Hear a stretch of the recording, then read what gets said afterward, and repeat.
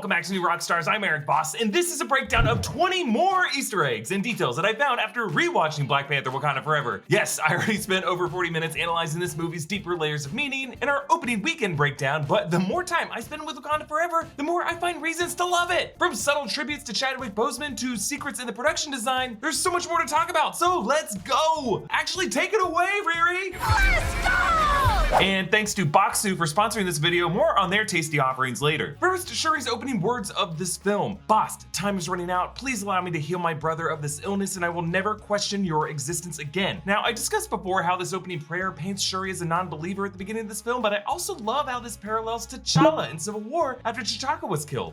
In my culture, death is not the end. It's more of a stepping off point. You reach out with both hands and bust. Sekhmet, they lead you into the green veldt where you can run forever. Now that script line was actually quoted in the new T'Challa-themed Marvel Studios title imagery, and this clip was circulated after Chadwick Boseman's death in 2020, but many continue to leave out the true context of T'Challa in that moment. That sounds very peaceful. My father thought so. I am not my father. Yes, T'Challa in that moment was not a pacifist or a mystic ready to forgive, yet he was in that moment a vengeful mourner, less interested in Wakanda mythology, just like Shuri starts this film as. Shuri rushes to print a heart-shaped herb cure for her brother, later revealing that he suffered in silence and she didn't know about his illness until it was too late. This suggests that Shuri sprinted to her lab directly after realizing T'Challa was in his final moments, and we are likely seeing the second half of a scene with T'Challa, dropping us right into the middle of medical chaos like Monica Rambeau post-Blip in WandaVision. Now onto the funeral. Production designer Hannah Beachler, who won an Oscar for her work in the 2018 film and definitely deserves another one for this movie, hid some amazing secrets in the construction of the Wakandan street, which she referred to as a triangle. Pretty much everything we see in the shot has some deeper history or meaning behind it. Like I pointed out the statues of Bashenga and his queen, well, Beachler revealed that Bashenga is holding an orb of vibranium and a spear modeled on artwork of Mansa Musa of the Mali Empire in the 14th century, who is considered to be the wealthiest person in world history, even to this day if you adjust for inflation.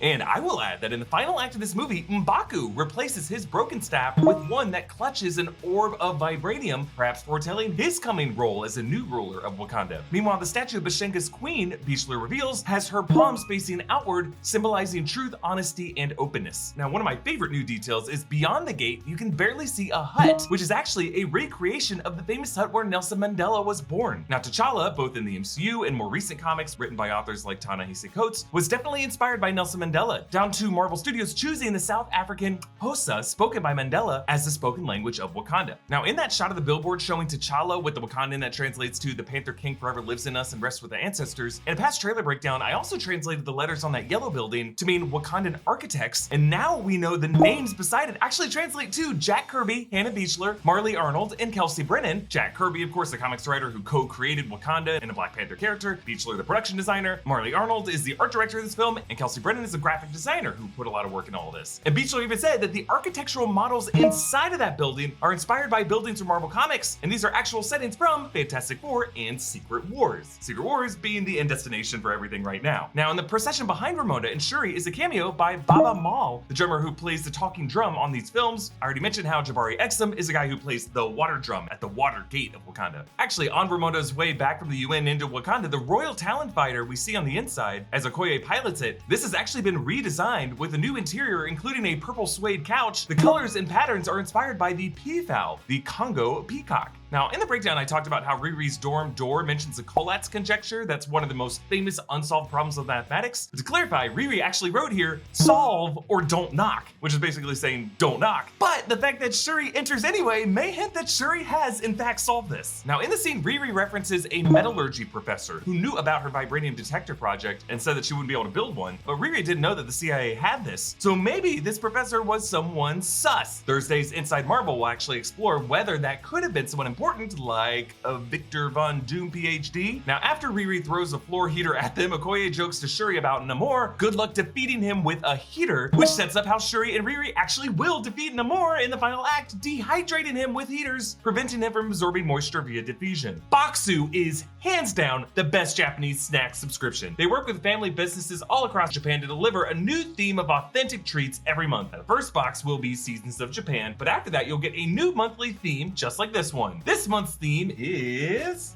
Autumn Koyo, which is a Japanese word for the autumn leaves changing colors. I just love that there is a word for that. Isn't that beautiful? It comes with this booklet that tells you all the snacks you're eating, where they come from, a little information about all of them, what kind of flavors you can expect. One I'm gonna try is a matcha butter cookie, the Fukuoka. You know, as I get older, I don't really need the overwhelmingly sweet flavors. It's just all sugar. I like a bit of a mix, a bit of a texture, right? Give it a shot. Oh, it's really good. Oh, that's so good. Like, the flavor of this thing is not like anything you're gonna find at like the corner store. It's unique, it's matcha-y, and it's just really nice to savor. I could eat a million of these things. And you know what the really nice thing about Bokksu is that when you really fall in love with a snack, you can stock up on your favorites through Bokksu Boutique. Both I and the new Rockstars office have been receiving these boxes for ages, and we love them. Plus, every time you get your Bokksu in the mail, you can feel good knowing that you're supporting family businesses all the way in Japan. So if you wanna try some rare Japanese snacks with us and support the channel, click the link in the description and use code ROCKSTARS15 to get $15 off your order. Attuma and Nomura confront them on the bridge, which is my favorite fight of the movie, and at one point, Nomura passes Attuma a water grenade and he bounces it off his hip at Okoye. We actually saw in Talokan that they play the Mesoamerican ball game Pete's, where a rubber ball is bounced off a hip through a hoop. Also in the breakdown, I talked about how the Talakaneo salute reflects the Talokan throne of an open shark jawbone, but this is also a gesture taken from ancient Mesoamerican hieroglyphics. Now, as Nomura explains his backstory, it's worth noting that the heart-shaped herb his elder finds is actually located near the Yucatan Peninsula in Mexico, suggesting that the second vibranium meteorite could have been the same thing as the Chicxulub impact event that created the Gulf of Mexico and killed the dinosaurs 66 million years ago. I've also theorized that that could have been the same event as the arrival of Tiamat, and vibranium could have been gifted to Earth by the Celestials. And speaking of Mexico, those speculating that Nakia's outfit is a nod to Mirabel from Encanto, that ain't no Easter egg, no. I tried to make it work, didn't really fit. Anyway, I think this is doubtful because Encanto is set in Colombia and Nakia is in Mexico right now. Two distinctly different cultures and histories. Not everything Disney is also Disney. But a little detail I appreciate about this movie is that whenever Namor attacks Wakandan airships in this movie, like when he slices them with a spear mid-air, those ships don't explode. They just slice in half and drop down. And that's because all of this tech is vibranium based. It's not powered by fossil fuels and combustion engines. These parts are otherwise indestructible. So they totally would not go, boom, you looking for this. Nakia visits Okoye outside her house, which Hannah Beachler said was inspired by the Great Zimbabwe, a structure thought to be part of a capital of a great city during the Iron Age, which is an homage to actress Denai Guerrera's home ancestry. Now, in the final duel, Namor says in his native Mayan language, Imperius Rex, which is Latin for Emperor King, but it's really an expression Namor says in the comics, kind of his battle cry. And as Shuri forces Namor to yield, she says, "Vengeance has consumed us, I will not let it consume our people." And she's calling back T'Challa's words to Zemo at the end of Civil War. Vengeance has consumed you. It's consuming them. I'm done letting it consume me.